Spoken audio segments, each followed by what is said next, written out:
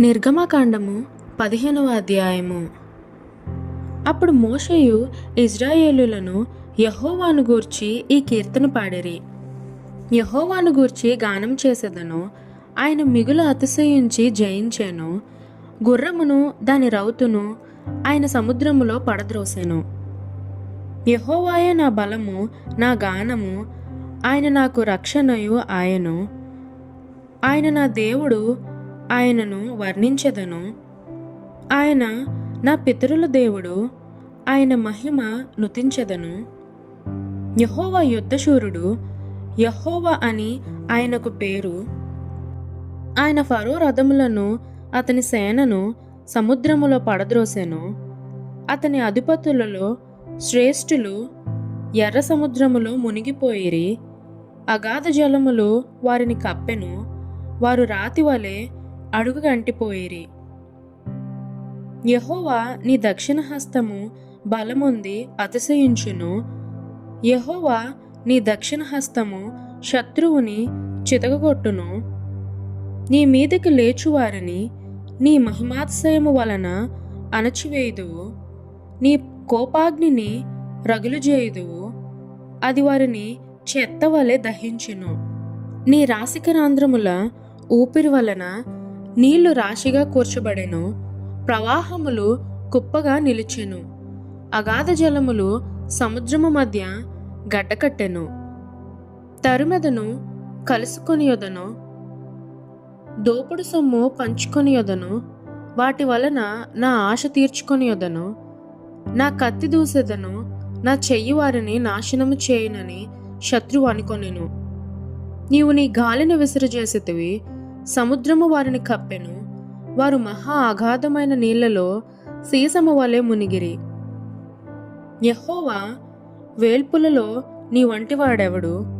పరిశుద్ధతను బట్టి నీవు మహనీయుడవు. స్తుతికీర్తనలను బట్టి పూజ్యుడవు. అద్భుతములు చేయువాడవు. నీ వంటివాడెవడు? నీ దక్షిణ హస్తమును చాపితివి, భూమి వారిని మృంగివేశాను.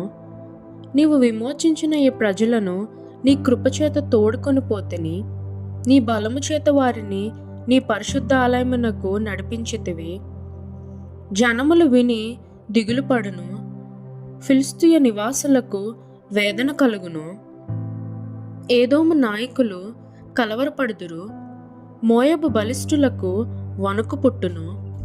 కనాను నివాసులందరూ దిగులొంది కరిగిపోవుదురు.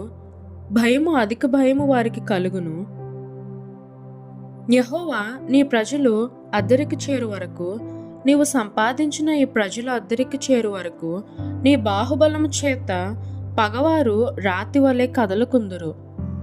నీవు నీ ప్రజను తోడుకొని వచ్చెదవు.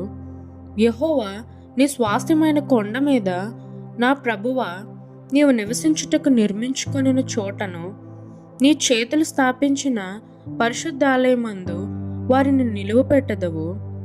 యెహోవా నిరంతరమును ఏలువాడు. ఫరో గుర్రములు, అతని రథములు, అతని రౌతులను సముద్రంలో దిగగా యెహోవా వారి మీదకి సముద్ర జలములను మళ్లించెను. అయితే ఇజ్రాయేలీయులు సముద్రము మధ్యను ఆరిన నేల మీద నడిచిరి. మరియు అహరోను సహోదరియు ప్రవక్తయునగు మిర్యాము తంబురను చేత పట్టుకొనెను.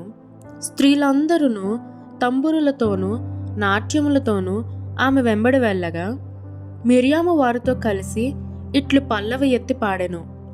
యెహోవాను గానము చేయుడి, ఆయన మిగులు అతిశయించి జయించెను. గుర్రమును దాని రౌతును సముద్రములో ఆయన పడద్రోసెను. మోషే ఎర్ర సముద్రము నుండి జనులను సాగచేయగా వారు షూరు అరణ్యములోనికి వెళ్ళి దానిలో 3 దినములు నడిచిరి. అచ్చట వారికి నీళ్లు దొరకలేదు. అంతలో వారు మారాకు చేరిరి. మారా నీళ్లు చేదైనవు గనుక వారు ఆ నీళ్లు త్రాగలేకపోయిరి. అందువలన దానికి మారా అని పేరు కలిగెను. ప్రజలు మేమేమి త్రాగుదమని మోషే మీద సనుగుకొనగా అతడు యెహోవాకు మొరపెట్టెను. అంతటి యెహోవా అతనికి ఒక చెట్టును చూపెను. అది ఆ నీళ్లలో వేసిన తరువాత నీళ్లు మధురములాయెను. అక్కడ ఆయన వారికి కట్టడను విధిని నిర్ణయించి అక్కడ వారిని పరీక్షించి, మీ దేవుడైన యెహోవా వాక్కును శ్రద్ధగా విని ఆయన దృష్టికి న్యాయమైనది చేసి ఆయన ఆజ్ఞలకు విధేయులై ఆయన కట్టడలన్నిటినీ అనుసరించి నడిచిన ఎడల నేను ఐగుప్తీయులకు కలగజేసిన రోగములలో ఏదియు మీకు రానియను. నిన్ను స్వస్థపరిచే యెహోవాను నేనే అనెను. తరువాత వారు ఎలీమునకు వచ్చిరి. అక్కడ 12 నీటి బుగ్గలను 70 ఈత చెట్లను ఉండెను. వారు అక్కడనే ఆ నీళ్ల యొద్ద దిగిరి.